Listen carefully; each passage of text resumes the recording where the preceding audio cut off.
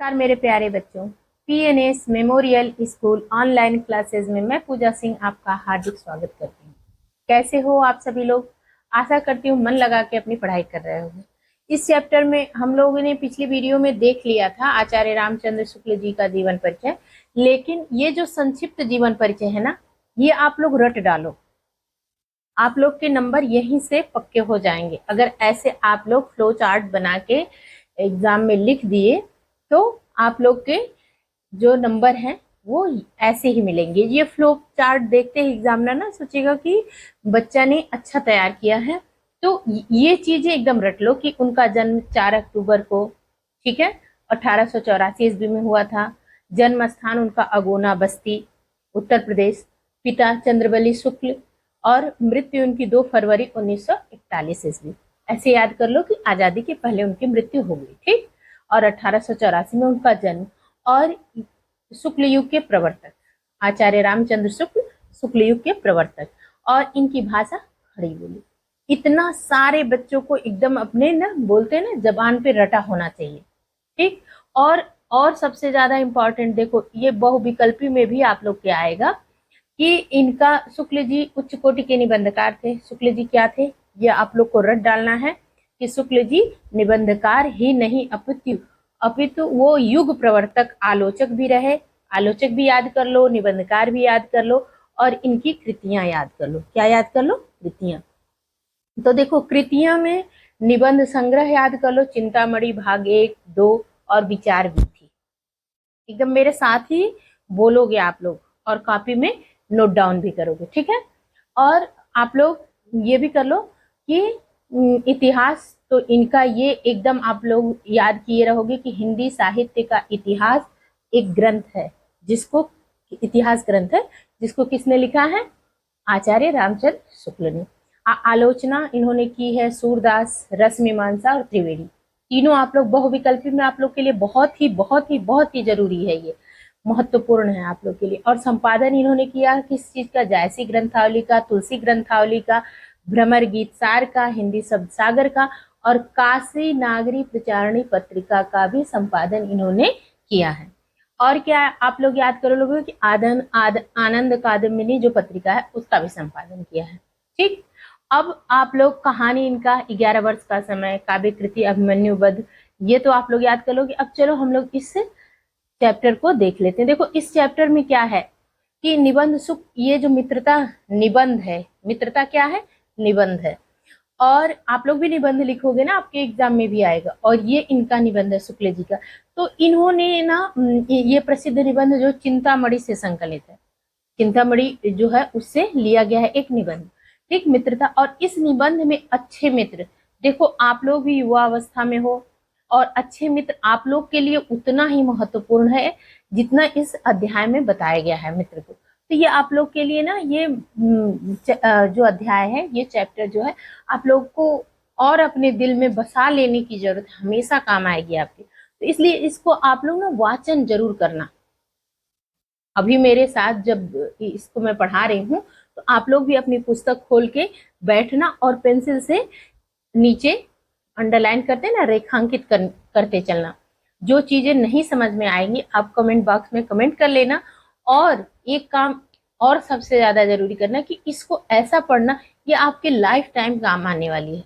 ये नहीं कि ये क्लास 10th में पढ़ा आपने खत्म हो गया भूल गए, नहीं। ये आपके बहुत ही जैसे क्या चीजें होती है ना, साहित्य जो है, चाहे इंग्लिश का लिटरेचर हो, साहित्य हो या हिंदी का हो, तो वो ना हमारे जीवन से बहुत जुड़ी, क्योंकि ये लोग बहुत ही उच्च कोटि के विद्वान लोगों ने लिखा है। और किसके लिए लिखा है, किस समय पे लिखा है, लेकिन देखो वो कब के लिखे हुए हैं, उनको मरे हुए 1941 में, लेकिन आज भी हमारे लिए उतना ही महत्वपूर्ण है। क्यों? क्योंकि ये लोग, इन लोग की सोच, कहा जाता है ना कवि हुए, लेखक हुए, इन लोग की सोच बहुत ही आगे, बहुत ही जो आईक्यू लेवल होता है बहुत ज्यादा रहता है। वो लोग लिखते हैं किताबें और वो लोग इतनी ऊंची कोटि की बातें कर सकते हैं, हम आप सब लोग नहीं कर सकते। उस वैसी थिंकिंग, वैसी सोच होनी चाहिए, ठीक है।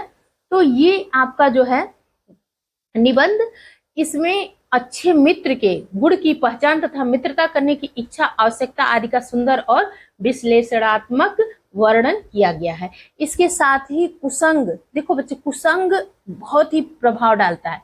जैसे क्या है ना, कुसंग में पड़ गया बच्चा, चाहे एक फल को ले लो आप, 4 सेब रखे हुए, एक सेब जो है वो सड़ा हुआ साथ में रख दो ना, चारों सेब सड़ गया तो बताना मुझे। तो ऐसे ही मित्रता होती, एक गंदे बच्चे से दोस्ती करोगे, आपकी 10 अच्छी आदतें भी खराब आदतों में बदल जाएगी। इसलिए आप लोग से विनम्र निवेदन है कि कुसंग से बचिए, और इसके दुष्परिणामों का विशद विवेचन किए हैं उन्होंने, एक एक चीजें समझाई है। तो चलिए इस अध्याय को हम लोग देखते हैं, छोटे छोटे पार्ट में देखेंगे, 2 से 3 में, ताकि आप लोग को अच्छे से समझ में आ जाए। ठीक है, अभी आप लोग को दिख रहा होगा कि जब कोई युवा पुरुष अपने घर से बाहर निकलकर बाहरी संसार में अपनी स्थिति जमाता है। देखो क्या है, जब हम छोटे रहते हैं ना, नर्सरी, LKG, UKG ऐसे करते, तो माँ बाप का एकदम हर जगह रहता है, वो हमको लेके ही जाएंगे, चाहे हम अपने बच्चे को लेके ही जाएंगे वहां तक। लेकिन जब एक युवा अवस्था हो जाता है तो वहां पर आप खुद से जाओगे, अपने दोस्त बनाओगे, बातें करोगे, खुद से आपको बातें आएंगी कि ये बातें करनी चाहिए, ये बातें नहीं करनी चाहिए, ऐसे दोस्ती करनी चाहिए। और युवा अवस्था में दोस्त माँ बाप से महत्वपूर्ण हो जाते हैं।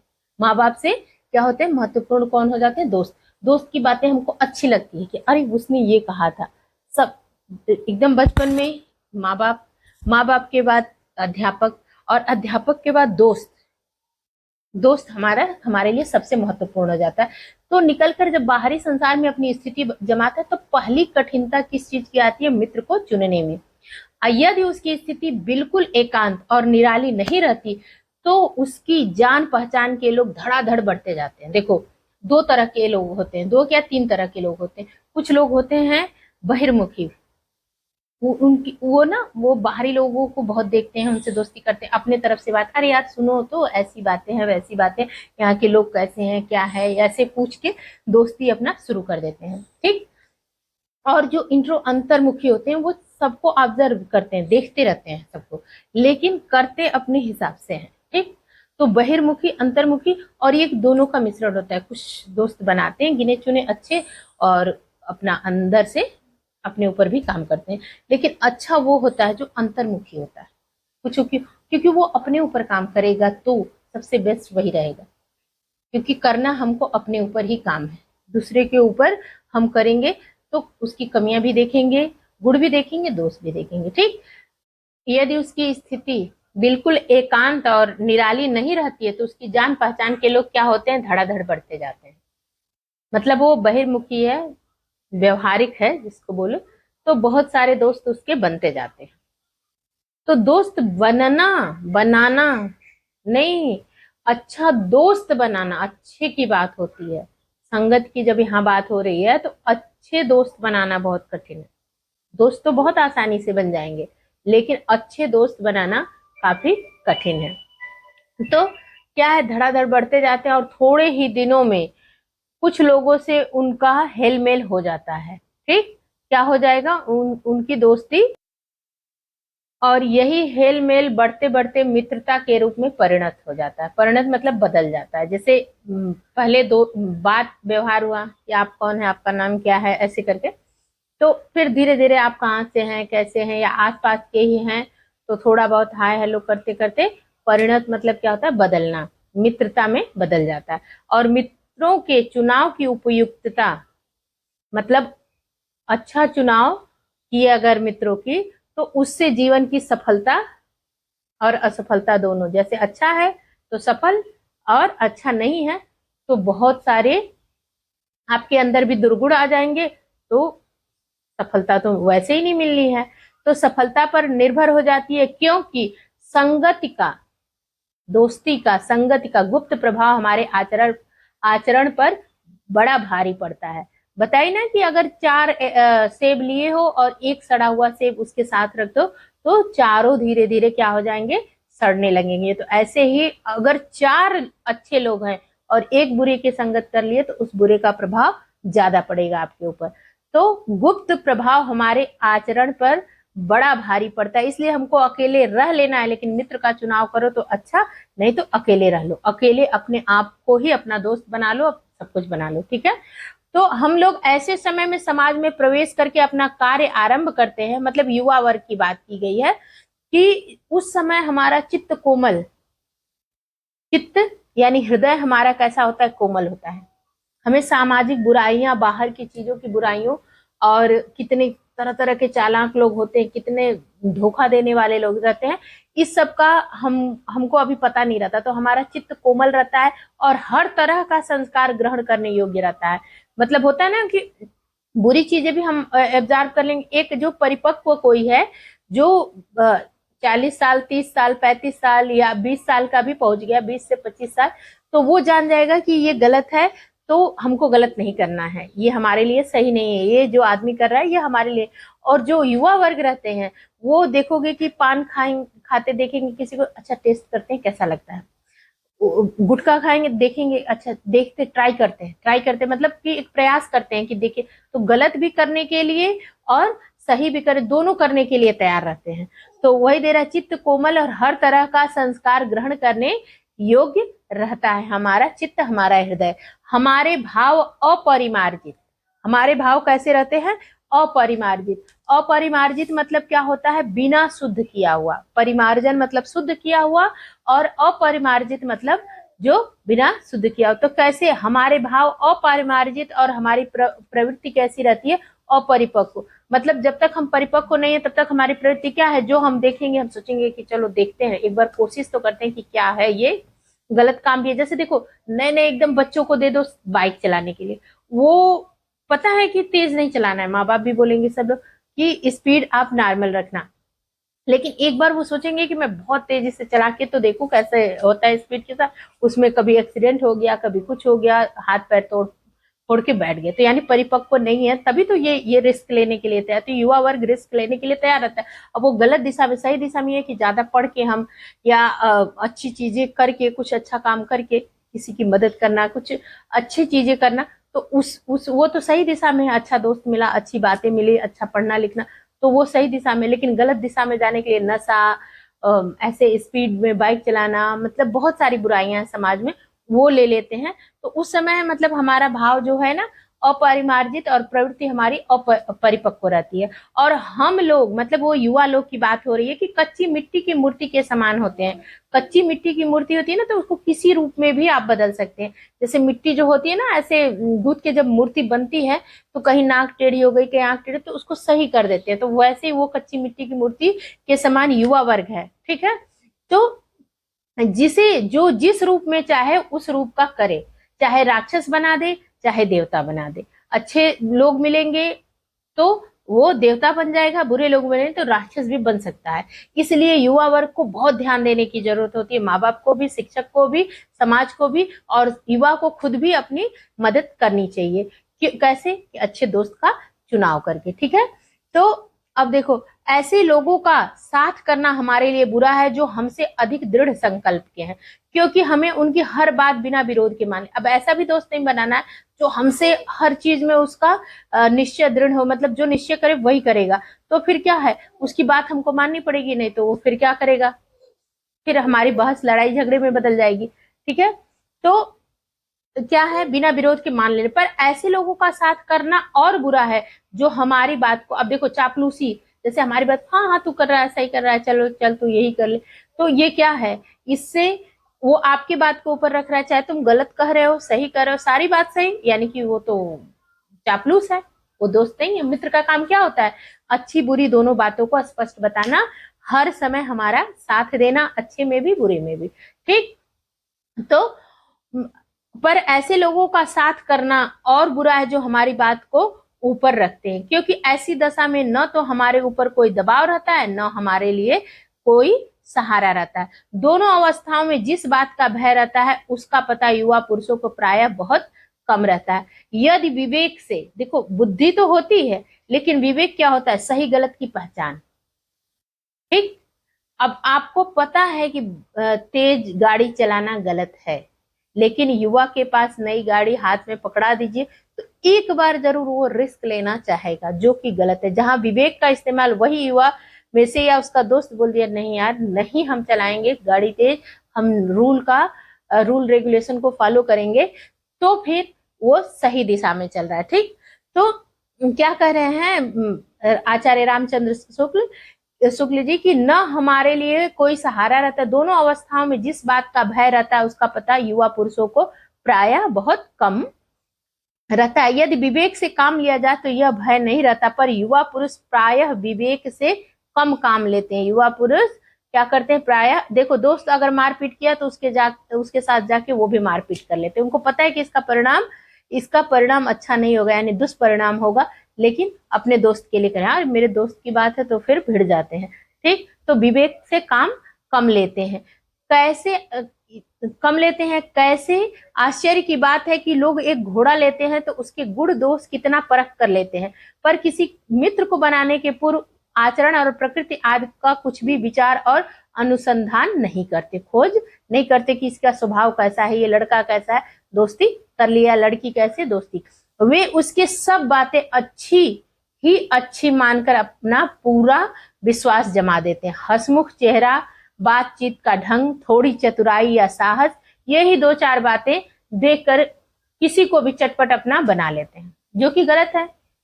हम उसके अंदर की बात तो जान नहीं रहे हैं, उसका व्यवहार कैसा है, वो ऊपर से हमको ऐसा दोस्ती करने के लिए तो ऐसा नहीं कर रहा, अंदर से हमको धोखा दे सकता है, कैसा भी हो सकता है, पढ़ने में बिल्कुल भी ना हो, बस बातचीत से ही काम चला ले। ठीक, तो हम लोग यह नहीं सोचते कि मैत्री का उद्देश्य क्या है। देखो आप लोग ये पढ़ रहे हो चैप्टर, तो आप लोग जानो कि मैत्री का उद्देश्य क्या है, तथा जीवन के व्यवहार में उसका कुछ मूल्य भी है। यह बात हमें नहीं सूझती। यह एक ऐसा साधन है जिससे आत्म शिक्षा का कार्य बहुत सुगम हो जाता है। एक प्राचीन विद्वान का वचन है, क्या है कि विश्वास पात्र मित्र से बड़ी भारी रक्षा रहती है। अगर विश्वास पात्र मित्र है तो वो आपकी रक्षा कैसे करेगा, कि आप अगर गलत दिशा में जा रहे हैं तो बताएगा, और सही में चल रहे हैं तो ऐसा नहीं कि बहुत चापलूसी के तौर पे बहुत अच्छे हाँ ठीक है ये काम सही है, ऐसे ही करते रहना। ठीक है, तो क्या है प्राचीन विद्वान का वचन कि विश्वास पात्र मित्र से बड़ी भारी रक्षा होती है। जिसे ऐसा मित्र मिल जाए उसे समझना चाहिए कि क्या मिल गया, खजाना मिल गया। ठीक है, अब खजाना मिल गया। विश्वास पात्र मित्र जीवन की एक औषधि है। औषध किसे कहते हैं, दवा को। ठीक, ऐसी दवा हमें अपने मित्रों से यह आशा रखनी चाहिए कि वे उत्तम संकल्पों में हमें दृढ़ करेंगे। मतलब उत्तम यानी अच्छा जो काम है उसमें वो संकल्प जो लेना कि हम ऐसे पढ़ेंगे, ये चीजें तैयार करेंगे, ऐसे जीवन में रहेंगे, गलत काम को नहीं करेंगे, गलत चीजें हम बिल्कुल भी नहीं करेंगे। तो उस संकल्प को, ये संकल्प जो है उसको दृढ़ करेंगे, मजबूत करेंगे। दृढ़ मतलब मजबूत। दोषों और त्रुटियों से हमें बचाएंगे, जहां पे भी हम गलत हैं, ठीक, या गलती करने वाले हैं, उससे हमको बचाएंगे। तो दवा क्या करती है, बीमारी को दूर करती है। ठीक, तो ऐसे ही मित्र भी हमारे दोषों को, त्रुटियों को दूर करके हमारे उत्तम यानी सही विचार, संकल्पों को दृढ़ करेंगे। हमारे सत्य, पवित्रता और मर्यादा के प्रेम को पुष्ट करेंगे। देखो हमको सत्यता से रहनी चाहिए, पवित्रता से। देखो युवा वर्ग में पवित्रता बहुत जरूरी है। ठीक है, कैरेक्टर को अपने बहुत मजबूत रखना है। ठीक, आप मर्यादा में अपनी लिमिट में रहना चाहिए। लड़का है तो, लड़की है तो। जब हम कुमार्ग पर पैर रखेंगे, युवा वर्ग में ही गलत कुमार्ग, नशा करना, जुआ खेलना, ठीक है, किसी भी तरह का नशा, या मतलब अपने चरित्र को भी मजबूत बनाना। चरित्र में यही नशा, और ये नहीं क्या होता है, लड़के लड़कियों से बहुत ज्यादा दोस्ती कर लेंगे, गलत तरीके से चलेंगे, तो ये भी गलत है। लड़का लड़की से कर ले, तो इस सब पर भी ये जो कुमार्ग है, तो उसमें सचेत करेंगे कि नहीं, जो चीजें हमारे लिए सही नहीं, हमारे लिए नहीं बनी है, तो हमको नहीं करना है। ठीक, और जब हम हतोत्साहित, मतलब हम पढ़ाई की तरफ से मुड़ के या अच्छे कामों की तरफ से, जितने कुमारगामी जो काम है उससे हट के अगर हम हतोत्साहित हो गए, गलत वो पे जा रहे हैं, तो हमको उत्साह, हमारे अंदर उत्साह बनेंगे कि नहीं, हम ऐसा करके एक अच्छे इंसान बन सकते हैं और अच्छे से पढ़ाई करके अच्छा नंबर ला सकते। दोनों चीज है। देखो चरित्र अच्छा रहेगा, देश के लिए हम कुछ कर सकते हैं, अपने लिए कुछ कर सकते हैं, अपने परिवार के लिए कुछ कर सकते हैं, अपने माँ बाप के लिए कुछ कर सकते हैं। ठीक, तो इसके लिए उत्साहित करेंगे। सारांश ये है कि वे हमें उत्तमता पूर्वक मतलब उत्तम आचरणों के साथ जीवन निर्वाह करने के। देखो, पढ़ लिख के नौकरी पाना ही नहीं, अगर आप एक अच्छे इंसान हो तो कुछ भी कर सकते हो, ठीक। तो जीवन निर्वाह करने में हर तरह से सहायता देंगे, और सच्ची मित्रता में उत्तम से उत्तम वैद्य की सी निपुणता और परख होती है। इसीलिए क्या कहा जाता है कि विश्वास पात्र मित्र जीवन की एक औषधि है। तभी तो वो दवा देगा, जो अच्छा मित्र रहेगा तो वैद्य, वैद्य यानी डॉक्टर, ठीक है। तो क्या है कि अच्छी से अच्छी माता का सा धैर्य और कोमलता होती है। देखो, अच्छी दोस्ती है तो उसके अंदर माता सा धैर्य होगा, कोमल। माँ कितनी कोमल होती है। ऐसी मित्रता करने का प्रयत्न पुरुष को करना चाहिए, या किसी भी समाज में, चाहे लड़की हो या लड़का, सबको अच्छे मित्र की चुनाव करने का प्रयत्न करना चाहिए। ठीक है बच्चों, ये जो आपका पैराग्राफ है ये खत्म हुआ। नेक्स्ट वीडियो में इसके आगे का पढ़ाऊंगी, और आप लोग बुक लेके, पेंसिल लेके चीजों को पढ़ते हुए चलेंगे। और प्लीज, अगर आपको कुछ भी ऐसा चीज नहीं समझ में इसमें आ रहा है तो आप कमेंट बॉक्स में कमेंट करिएगा, और प्लीज प्लीज वीडियो को शेयर करिएगा ताकि और बच्चों को इतने अच्छे से समझ में आए, ठीक है। तो मिलती हूँ नेक्स्ट वीडियो में। धन्यवाद।